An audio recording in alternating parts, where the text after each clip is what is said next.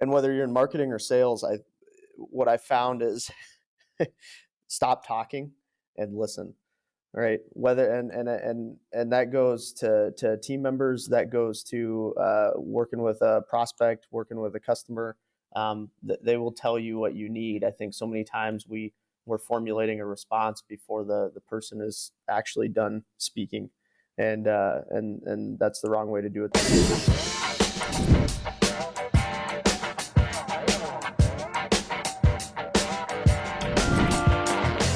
Well, thanks for tuning into the Wisenetix Podcast. My name is Daryl. I'm your host today.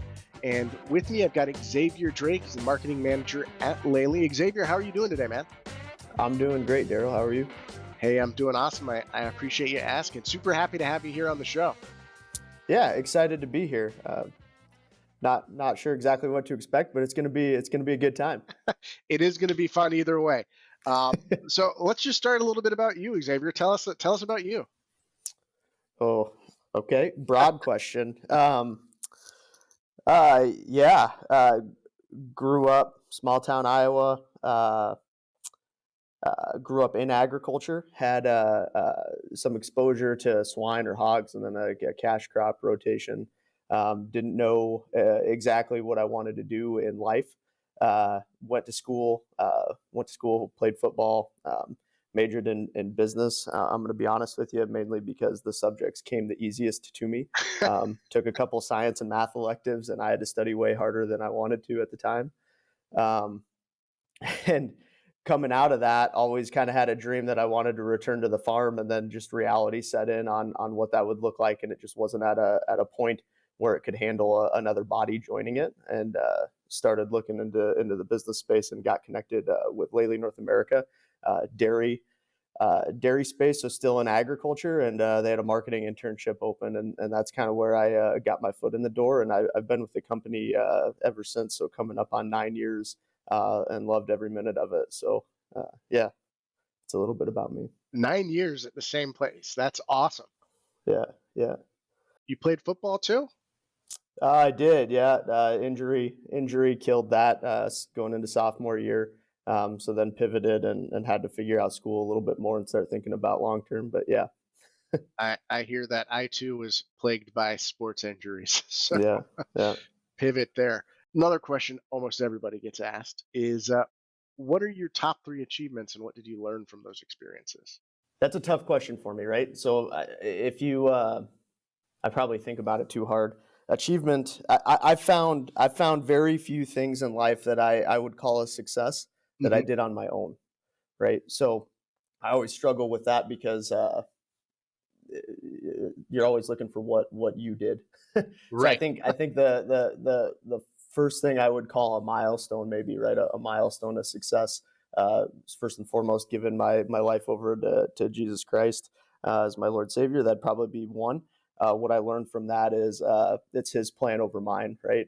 And so that's kind of a little bit of a mantra that helped me get to where I'm at now, I believe. Second would probably be marrying my wife. What I learned through that is it's not all about me. And then second milestone is probably welcoming my 2 little girls into the world, and also a confirmation that the world is even less about me. So yeah, those are fun things, learning every day in all 3 of those situations, but that's what I'd call my 3 greatest achievements. Yeah, no, I love all 3 of your answers there. And in fact, even the 4th one where you said, most of your big achievements you didn't do yourself or you feel like you haven't. I agree with that. We're so much better together than we are away. And as a fellow girl dad, I'm right there with you. Yeah, we're 3 and 1, so I think I mentioned this to you when we had our first vetting call. I got a few items I need to learn from you, maybe after this. Yeah. We'll hook up. I'm still outvoted all the time. I'm not sure how much you can learn, but there's a support group. Yeah. So pivoting a little bit more into what you do in your role in marketing, right now, how does your company use digital media to build its relationships with the audience? Okay, a simple question on surface, but I'm gonna have to expand on that a little bit, right? So,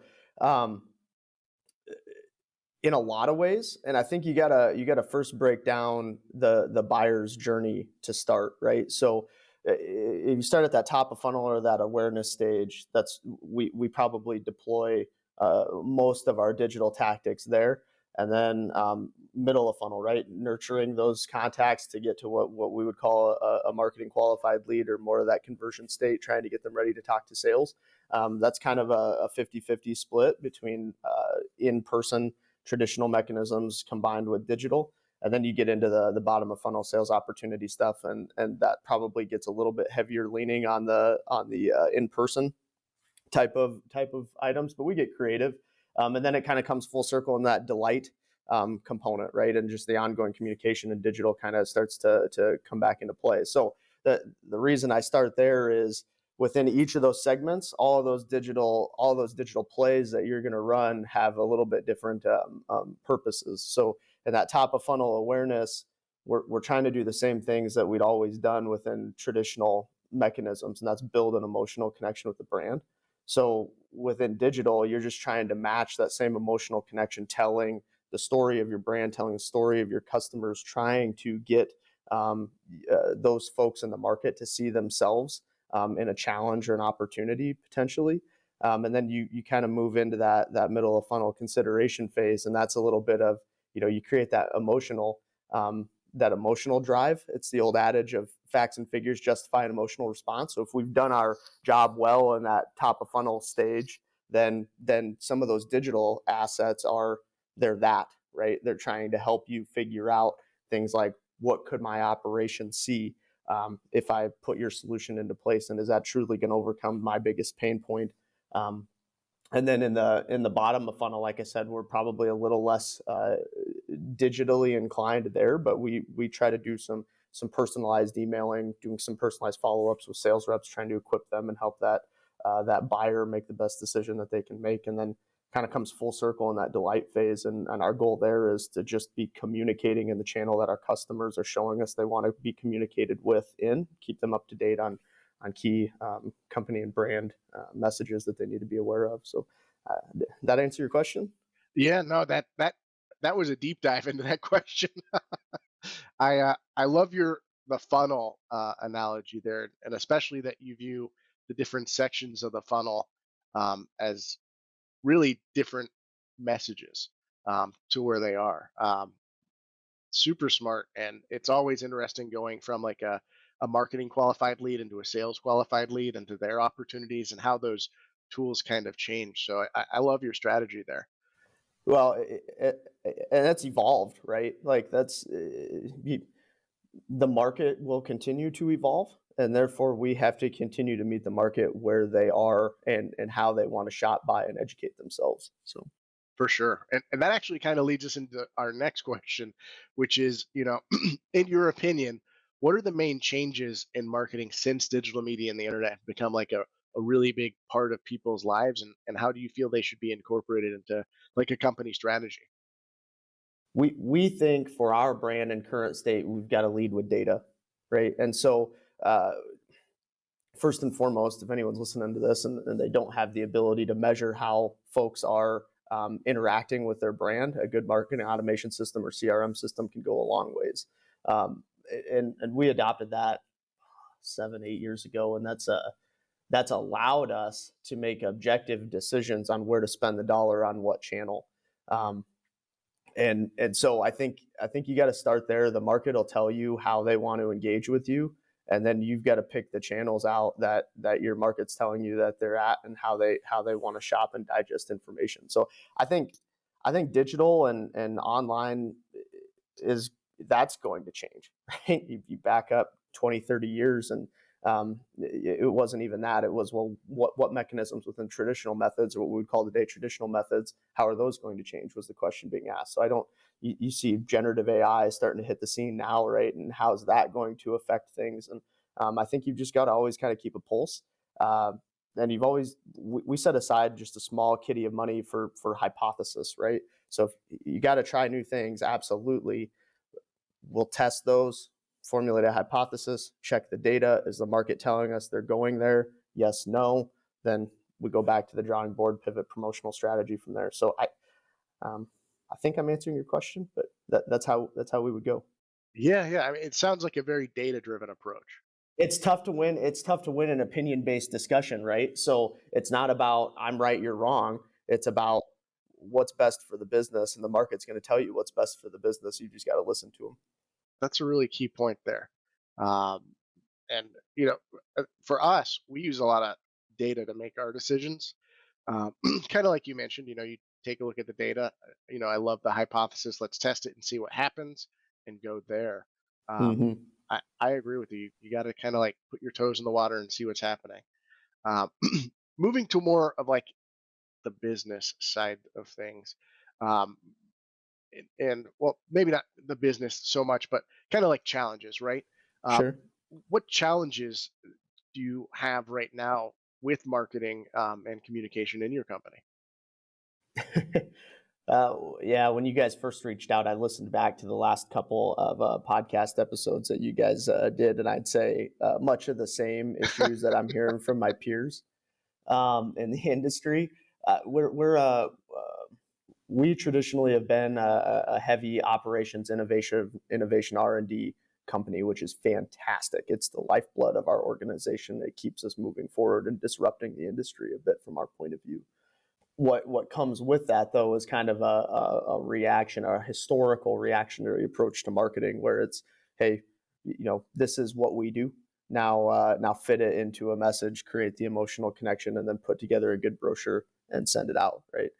So we've been breaking that slowly over time, and trying to show using data what proactive marketing can do in some different channels. And I'd say we've seen some improvement there, but anytime you're talking about cross-functional relationship, there's always improvement areas within that. So that'll continue to not necessarily be a challenge, but an opportunity for us to lean into, I would say. Yeah, you kind of echo everybody that I talk with about it. Is that it's very similar challenges, just industry wide. Yeah, yeah. And then I would also add to that, one of our own internal kind of dealings is we talk about data. A KPI that we look at is kind of cost per lead or cost per opportunity, just to make sure that we are being as efficient with the dollar that we're spending. And so been a little bit of a change narrative within the organization too, where it's, hey, that's back to what I said earlier in the call. It's tough to win an opinion-based argument, right? Hmm. And so or discussment, as one of my colleagues likes to call it. So we've shifted it, and we're like, look, here's our baseline cost per lead, cost per opportunity, and then we measure every tactic and deployment of initiative against that. It doesn't necessarily mean just because it comes back inefficient the first time it's done, but it triggers a discussment to say, was the messaging right? Did we display the proper product within that proper segment? Do we need to A/B test something, right? And then if you get it all checked out, then and we're still inefficient. Well, hey, maybe we need to try something different. So I'd say that's just been a change curve within the organization, but that's a fun one to work through. Sure. Yeah. Cost per op is one of my favorite KPIs. Just throwing that out there. It's a good one. It's a good one. It's a great one to measure. Mm-hmm. Let me ask you. This is more into like business and productivity. A little less marketing. But what to you would be like the most important personality trait for someone that would need to have to be successful in your position? I'm probably going to sound like just an absolute walking redundancy, because I started out with an intro saying I walked away from kind of the math and sciences in school because I had to study too hard. And then out of the gate, I talk about the importance of leading with data. Um, I think that's it. That would be a key trait, I think, for anyone, whether if I focus on marketing as example, whether Mhm. you're a designer, a copywriter, um, a videographer, anyone, right, all the way up to a leader of the team. I would suggest that getting comfortable with data and analytics, at least in a baseline, would be a good trait to have. Why? Because if you're going to try to grow your investment and and get an organization to buy into and understand what marketing can do for you past the brochure and the T-shirt, you're going to have to understand what financial and business impact your group and you are making on the organization. So, back to that A/B test, like I said, if we've got two separate videos and I'm dealing with a videographer who doesn't understand the importance of needing to switch it up because our cost per op on that video is just upside down. Well, that's a tough discussion to have, right? Versus I'm blessed to work with a great team of videographers right now as an example who understands that. When I come in and say, hey, our cost per op is upside down by 100 to 1, they understand what is being said. They understand they're going to pivot, and then they go to work and do their great design work. But we're starting from a similar baseline. So I'd say some concept of analytic logic would be a good trait to have. Awesome. Awesome. I couldn't agree more about that. I do have a fun story about kind of what you said that I'll share real fast. Yeah. So you said you went to college and you went to business because didn't want to study that hard at the time for the sciences and the maths and stuff.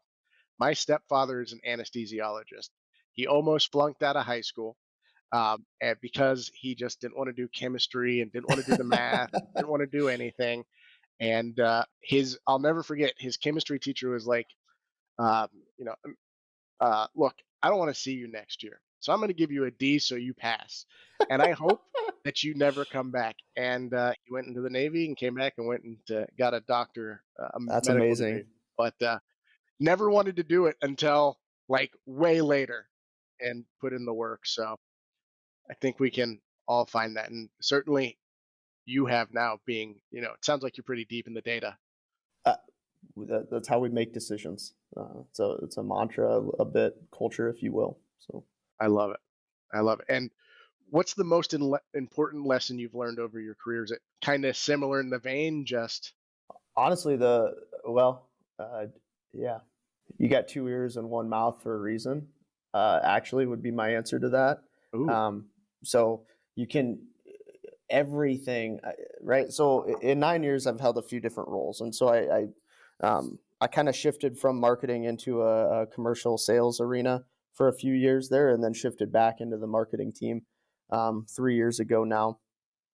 And whether you're in marketing or sales, what I found is stop talking and listen, right? Whether and that goes to team members, that goes to working with a prospect, working with a customer.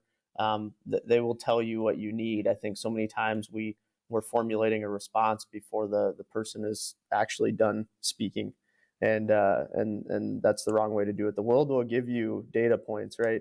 Back to what we were talking about, and this would be qualitative data points. So um, listen to them and then speak after you've thought through a response and you understand the foundation of what's being said. yeah, that's such a strong statement. Especially the listening part.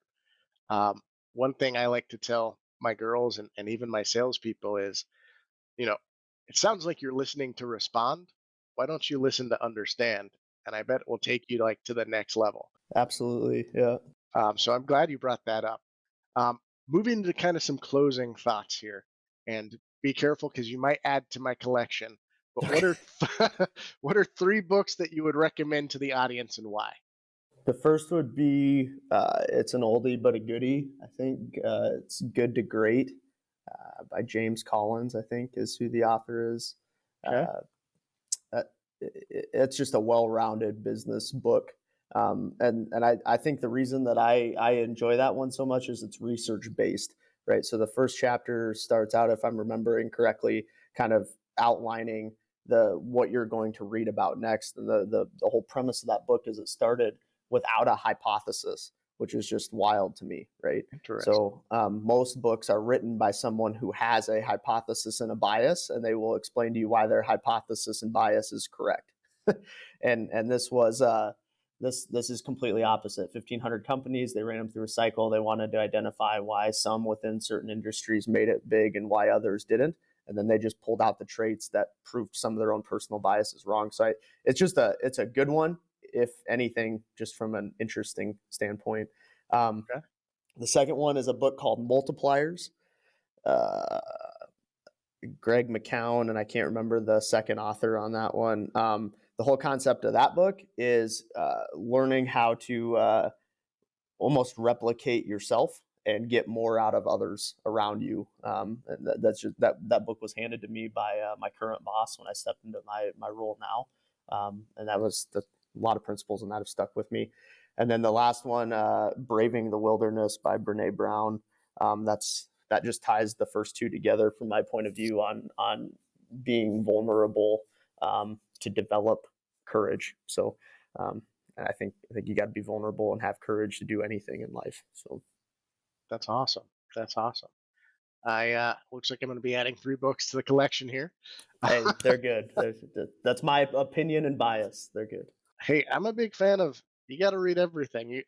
It may be a great book for you and maybe a great book for me, and we may take completely different things from it. Absolutely. And that's one thing I love about reading and love about getting everybody else's input on it, because what I may choose may be completely different than what you do, and I may be missing like some cool little things there. So, Yeah. um, kind of almost closing up here. If you could go back and give 18-year-old Xavier a piece of advice, just one piece of advice, what would it be? Easiest question you've asked me all day. You've got time. So I remind myself of that to this day, right? You got time. I think we shared a couple stories about pivots in life, right? Mhm. And if you try to control it and you try to accelerate, you're going to drive yourself crazy. Just enjoy it, work hard at what you have the opportunity to do today, and things are going to happen the way they're meant to happen. Yeah, I love that. I love that. Take your time, and there is time. So you should write that book. Yeah, I don't know So, about that. closing up here, Xavier, where can our listeners find you online? Yeah, the normal places, LinkedIn and Instagram is probably where I'm most active. Mhm. Xavier Drake, you'll find me. Um, I'd look forward to connect. I will forewarn you, I'm not an exciting follow, but I'll post every now and again. I'm not an exciting follow either, so no worries there. But more importantly, I'd say reach out. I love to have discussions like this. So if anyone wants to follow up on anything I said, I'd love to have some more discussions. Tell me where I'm wrong. I like that even better. Yeah, and we can also put together the girl dad support group. So There you go. Yeah, you're leading it. I'm just starting the journey. that's fine. It all starts with one step, my friend. One step. Well, Xavier, I've loved having you on the show today. Thank you so much for giving us some of your time. Thanks for having me. This has been great, Daryl. Thank you. No problem. And everyone else, thanks for tuning in and listening. We'll see you next time.